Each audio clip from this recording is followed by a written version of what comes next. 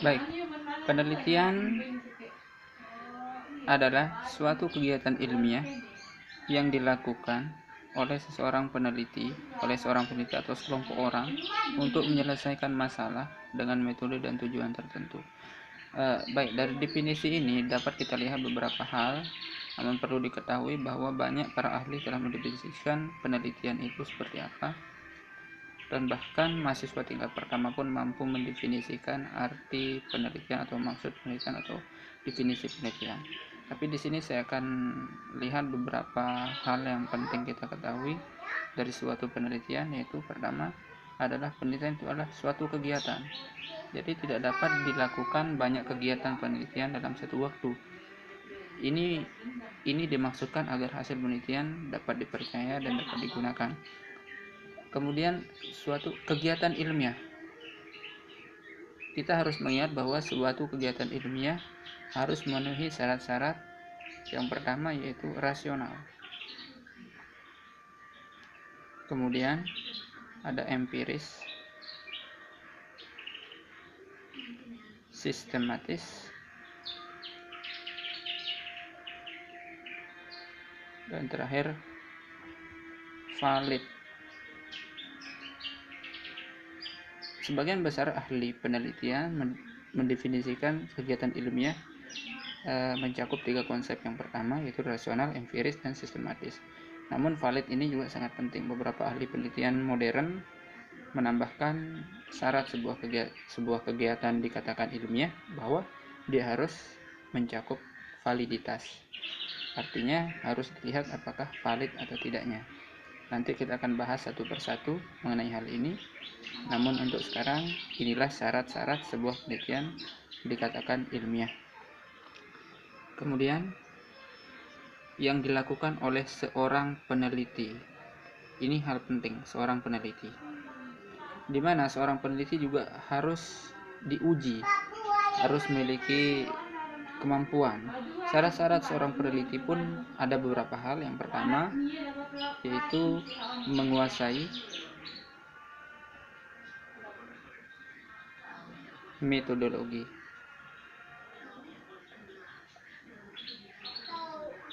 Kemudian yang kedua menguasai apa yang akan diteliti.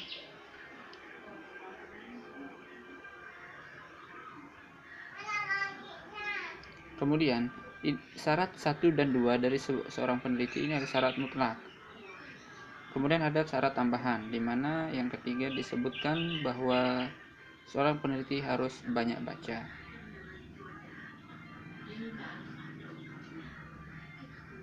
Sebenarnya kalau kita lihat bahwa syarat membaca ini adalah termasuk syarat mutlak juga, namun tidak dimasukkan dalam syarat-syarat seorang peneliti karena banyak hal. Kemudian ada syarat tambahan yang lainnya, yaitu yang keempat, jujur.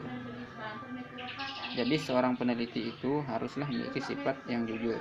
Namun untuk menguji apakah sifat jujur ini dipenuhi atau tidak, ini akan sulit. Sehingga syarat yang paling pokok adalah menguasai metodologi dan menguasai apa yang akan diteliti. Yang pertama, menguasai metodologi, di mana seorang peneliti harus benar-benar memahami metodologi penelitian akan dia lakukan.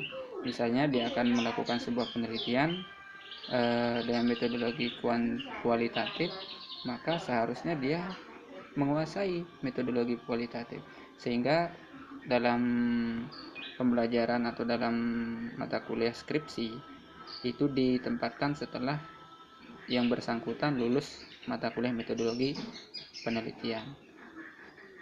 Lulus mata kuliah metode penelitian merupakan prasyarat, di mana setelah mereka lulus maka diyakini bahwa sang peneliti sudah memahami metodologi. Kemudian yang kedua yaitu menguasai apa yang akan diteliti. Kita lihat bahwa dalam kasus mahasiswa tidak diperkenankan untuk mengambil mata kuliah akhir, yaitu skripsi, sebelum mereka menuntaskan mata kuliah wajib mereka. Seperti misalnya Anda di jurusan pendidikan matematika, maka semua mata kuliah pendidikan matematika dan dan kependidikan harus dinyatakan lulus, sehingga dengan lulus maka terpenuhilah syarat yang kedua ini, yaitu menguasai apa yang akan diteliti.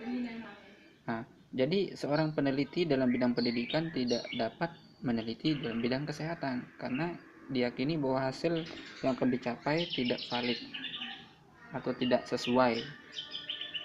Kemudian dari definisi penelitian yang sudah saya bahas ini, seorang peneliti atau sekelompok orang. Nah, penelitian dapat dilakukan oleh individu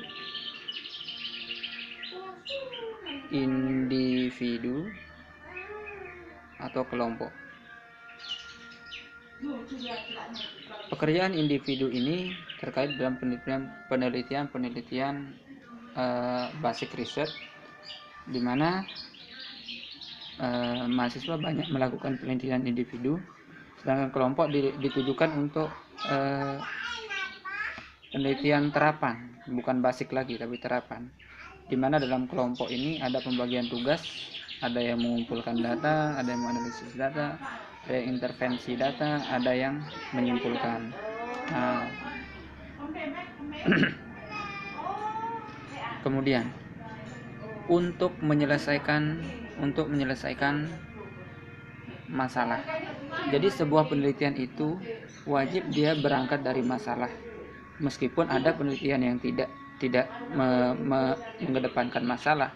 Dalam konteks penelitian kualitatif, masalah biasanya ditemukan ketika peneliti sudah ada di lapangan. Berbeda dengan kuantitatif, di mana masalah bisa dikonstruksi lebih awal. Nah, jadi dalam dalam penelitian haruslah ada masalahnya. Nanti ke depan kita akan bahas masalah yang seperti apa yang dapat dibawa ke dalam ranah penelitian. Kemudian yang terakhir, yang berikutnya yaitu dengan metode. Artinya penelitian itu harus memiliki sistematika metodologi. Dalam konteks metodologi penelitian, kita mengenal ada yang disebut sebagai kuanti, kuali, dan R&D ya. Dimana kuanti ini berasosiasi dengan data-data angka, sedangkan ini mengungkap tentang data-data yang bentuk verbal, sedangkan R&D ini menyangkut tentang pengembangan. Nanti kita akan bahas lebih dalam tentang penelitian kuanti, kuali, dan R&D. Kemudian yang terakhir dengan tujuan tertentu. Artinya setelah ada masalah, tentu masalah itu harus memiliki sebuah tujuan. Banyak tujuan yang akan dicapai oleh seorang peneliti, tergantung dari aspek mana juga mereka meneliti dan latar belakang penelitian itu seperti apa. Nanti ke depan saya akan membahas lebih dalam tentang tujuan penelitian secara umum atau yang realita dilakukan oleh setiap peneliti. Untuk saat ini cukup saya sampaikan tentang definisi penelitian itu sendiri. Semoga kita dipertemukan pada pertemuan berikutnya. Pertemuan berikutnya saya akan membahas tentang tujuan. Ini yang akan saya bahas berikutnya, yaitu tujuan tertentu. Artinya nanti akan saya jabarkan tujuan-tujuan penelitian secara alami atau yang sebenar-benarnya dilakukan oleh peneliti. Setelah itu baru kita akan mulai dengan proses penelitian. Demikian dari saya. Terima kasih atas perhatiannya. Sampai jumpa.